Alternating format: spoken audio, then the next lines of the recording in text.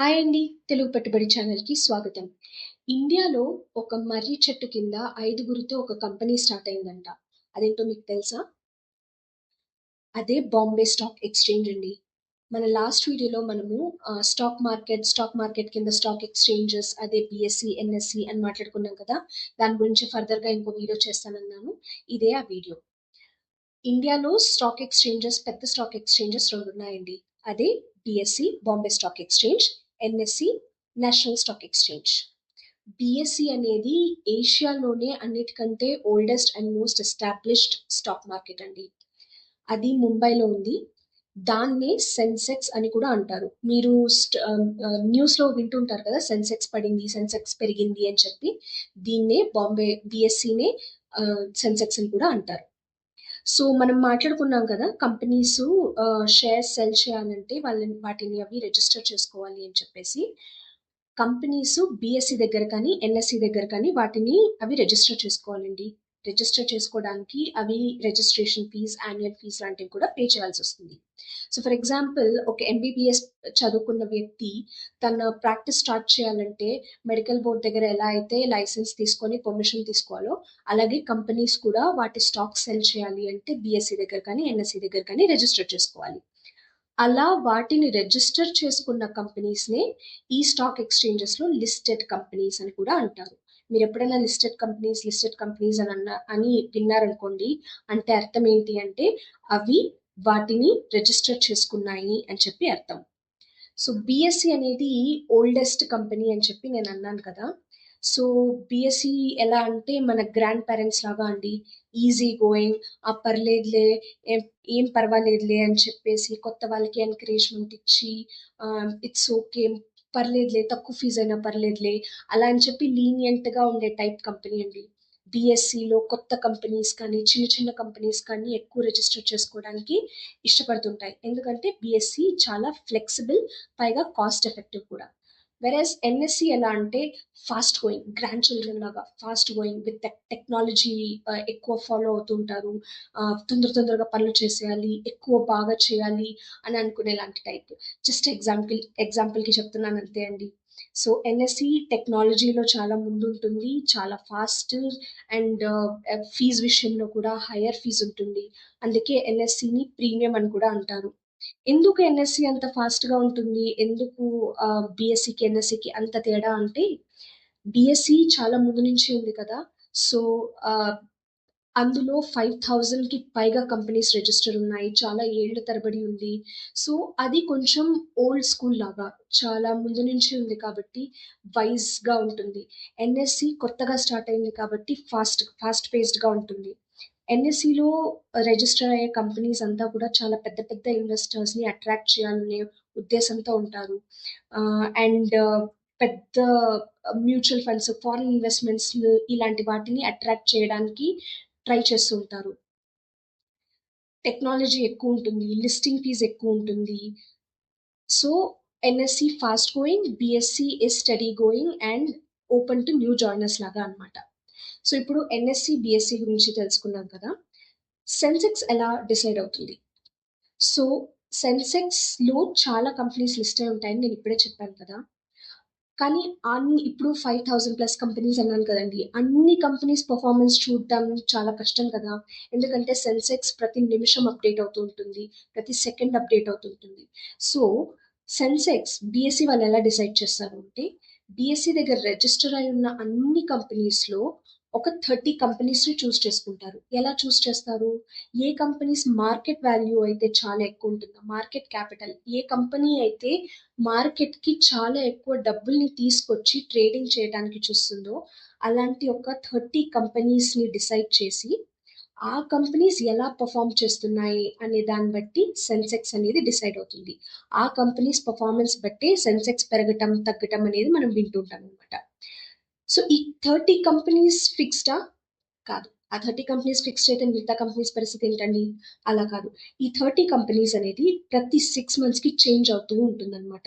So, BSE June and December every year ఈ 30 కంపెనీస్‌ని change చేస్తూ ఉంటుంది. చేంజ్ చేసిన ప్రతిసారి బీఎస్‌ఈ అనేది పబ్లిక్ నోటీస్ ఇస్తుందండి. మేము చేంజ్ చేస్తున్నాము అని చెప్పేసి. అదే విధంగా ఎన్ఎస్సిని నిఫ్టీ 50 అంటారు. బీఎస్సీలో 30 కంపెనీస్ అయితే ఎన్ఎస్సిలో 50 కంపెనీస్. ఎన్ఎస్సి ఒక 50 కంపెనీస్ని చూస్ చేసుకొని ఆ కంపెనీస్ పర్ఫార్మెన్స్ బట్టి NSC which is Nifty 50 decide అవుతుంది. నిఫ్టీ పెరుగుతుందా నిఫ్టీ తగ్గుతుందా అనేది డిసైడ్ అవుతుంది. సేమ్ ఎన్ఎస్సి కూడా అంతేనండి. ఆ 50 కంపెనీస్ ఎప్పుడు ఫిక్స్డ్గా ఉండవు, రీషఫల్ అవుతూ ఉంటాయి. ఎన్ఎస్సి ఎప్పుడు రీషఫల్ చేస్తుంది? Last working day of March and September. సంవత్సరానికి 2 సార్లు బీఎస్సీ ఎన్ఎస్సి రెండు వాటి కంపెనీస్ని రీషఫల్ చేస్తూ ఉంటాయండి. Stock market Saturday Sunday work చేయదు, వాటికి కూడా హాలిడే ఉందండోయ్. కానీ స్టాక్ మార్కెట్ కోవిడ్ ఉన్నప్పుడు కూడా, కరోనా అప్పుడు కూడా ఒక్క రోజు కూడా క్లోజ్ అవ్వకుండా వర్క్ అయిందండి. Stock market is one of those companies ఏదైతే క్లోజే అవ్వలేదు. సో మనము ఇప్పుడు రీషఫల్ చేస్తారు అంటే ఎలా చూస్ చేస్తారు కంపెనీస్, ఎలా రీషఫల్ చేస్తారు అంటే ఒక కంపెనీకి ఫ్రీ ఫ్లోట్ మార్కెట్ అనేది ఉండాలండి. అండ్ ఆ కంపెనీ యొక్క షేర్స్ అనేది తరచుగా ట్రేడ్ అవుతూ ఉండాలి, ఫ్రీక్వెంట్గా ట్రేడ్ అవుతూ ఉండాలి. ఆ కంపెనీ యొక్క షేర్స్ ఫ్రీక్వెంట్గా అమ్మటము కొనడము జరుగుతూ ఉండాలి.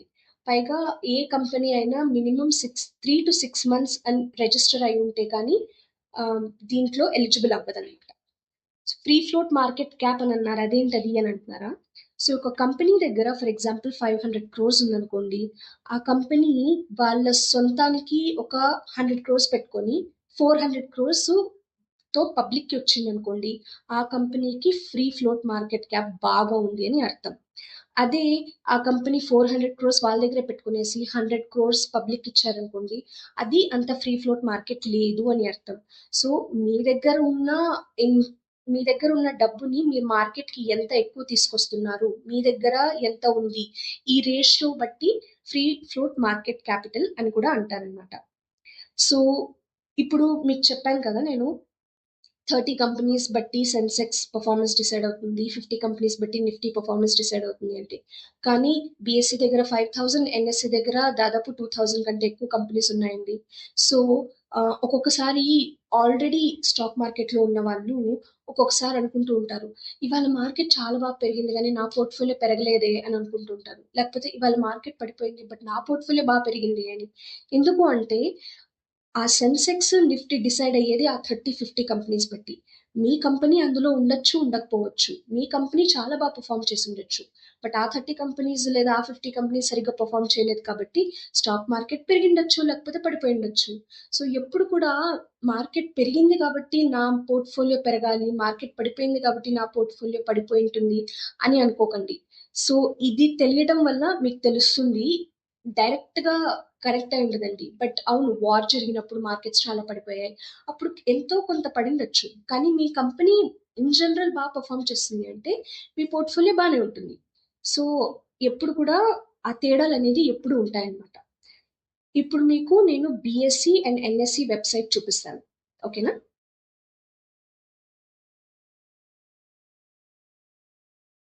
bscindia.com అనేది బీఎస్సీ వెబ్సైట్ అండి.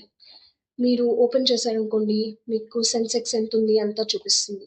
ఇక్కడ మీరు బీఎస్సీ సెన్సెక్స్ మీద క్లిక్ చేశారనుకోండి, ఇక్కడ మీకు ప్రస్తుతం ఉన్న టాప్ 30 కంపెనీస్ ఏవి అనేది కనిపిస్తాయి అన్నమాట.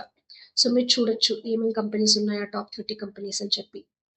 సో అలాగే ఎన్ఎస్సి వెబ్సైట్కి వెళ్తే NSEindia.com, ఇక్కడ నిఫ్టీ 50 మీరు ఇక్కడ చూడొచ్చు. ఆ 50 కంపెనీస్ ప్రస్తుతానికి ఉన్న ఆ టాప్ 50 కంపెనీస్ దేని పర్ఫార్మెన్స్ బట్టి అయితే నిఫ్టీ డిసైడ్ అవుతుందో అది మీకు ఇక్కడ కనిపిస్తుంది అనమాట. సో మీరు ఇక్కడ చెక్ చేసుకోవచ్చు ఏమేమి కంపెనీస్ ఉన్నాయి అని చెప్పి. సో అవును కదా, సెన్సెక్స్ నిఫ్టీ ఈ కంపెనీస్ బట్టి డిసైడ్ అవుతుంది కదా, ఈ కంపెనీలో ఇన్వెస్ట్ చేస్తే పోతుంది కదా అని అనుకోకండి. ఇది చేంజ్ అవుతూ ఉంటుందని చెప్పాను కదా.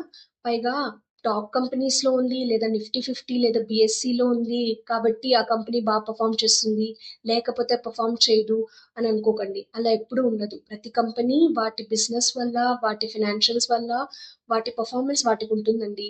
ఇది డిసైడ్ చేసే క్రైటీరియా మీకు నేను చెప్పాను. అలా అని చెప్పి దీంట్లో పెడితేనే మార్కెట్ బాగుంటుంది, దీంట్లో పెడితేనే మీ పోర్ట్ఫోలియో పెరుగుతుంది అని అనుకోవడం చాలా తప్పు. బీఎస్సీ అండ్ ఎన్ఎస్సి వెబ్సైట్స్ చూసారు కదా.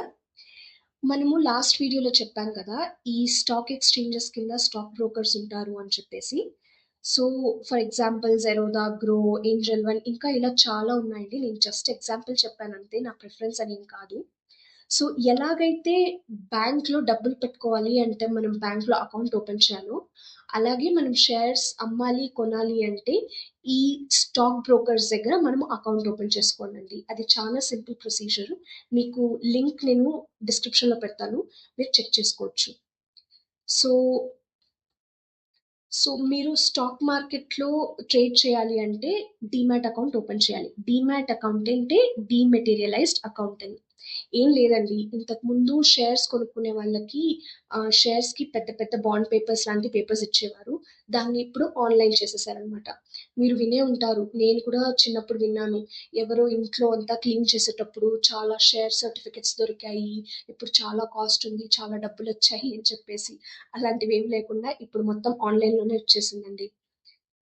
మీరు మీ షేర్స్, మీ పోర్ట్‌ఫోలియో అంతా కూడా ఈ స్టాక్ బ్రోకర్ ద్వారా ట్రాక్ చేసుకోవచ్చు, చెక్ చేసుకోవచ్చు. ఇందులోనే మీకింకా చాలా డీటెయిల్స్ ఉంటాయి. షేర్స్ ఎలా కొనాలి, ఎలా వర్క్ అవుతుంది అనే దాని గురించి మనం ఇంకొక వీడియో చేసుకుందాం. సో, మళ్ళీ ఇంకొకసారి చెప్తున్నాను అండి. స్టాక్ మార్కెట్‌లో మీరు ఇన్వెస్ట్ చేయాలి అంటే ఒక ఫినాన్షియల్ అడ్వైజర్ ఒపీనియన్ తీసుకోండి.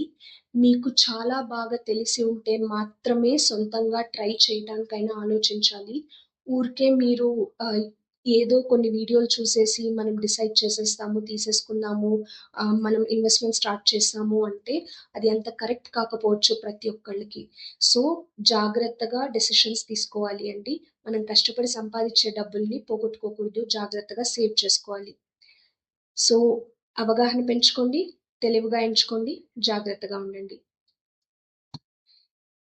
మీకు ఈ వీడియో నచ్చినట్టయితే మా వీడియోని లైక్ చేయండి. యూజ్‌ఫుల్ అవుతుంది అనే వాళ్ళకి షేర్ చేయండి. మా ఛానెల్‌ని సబ్స్క్రైబ్ చేసుకోండి. Thank you so much.